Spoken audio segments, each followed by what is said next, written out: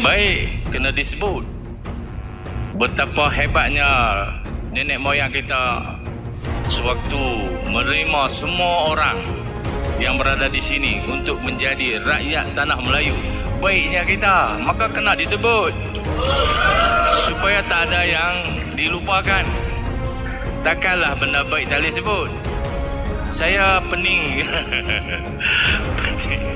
bila sejarah tidak dapat diterima sebagai satu hakikat, dan tak ada orang boleh patah balik untuk membetulkan kejadian pada masa lalu. Kita sebut tu untuk pedoman pada masa ini dan pada masa akan datang. Tapi oleh kerana mungkin tak faham bahasa, saya tak pandai cakap Cina, walaupun Tok Wan saya Cina.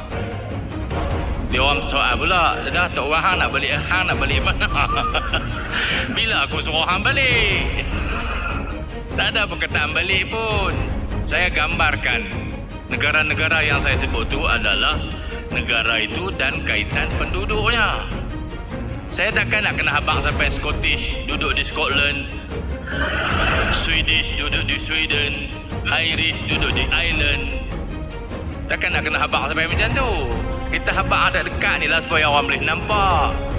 Thailand, China, India, Kemboja, Vietnam. Itulah gambaran tanah ataupun negara dengan orang yang mendiami tanah tu. Saya nak habang kata tanah ini didiami oleh orang Melayu. Namanya Tanah Melayu.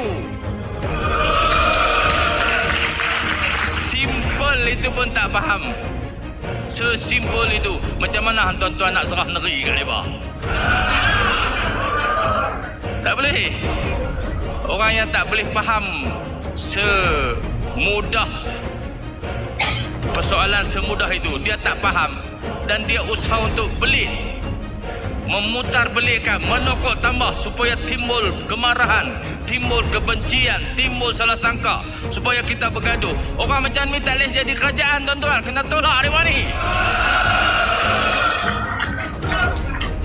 Orang yang nak memerintah negara ni, dia kena terdiri daripada orang-orang yang faham akar tanah ini apa. Dia tak boleh main duduk tengah. Dia kena faham latar belakang. Sama macam kita masuk duduk di kampung tu lah. Kena kenal lah Tok Imam siapa, Tok Mulu siapa, dia KK siapa, baru boleh duduk dalam tu. Ni main duduk tengah, nak lupakan semua sejarah mana? Boleh. Orang tuan-tuan, orang putih, balik. Kebanyakan sejarah kita ni ditulis oleh orang putih.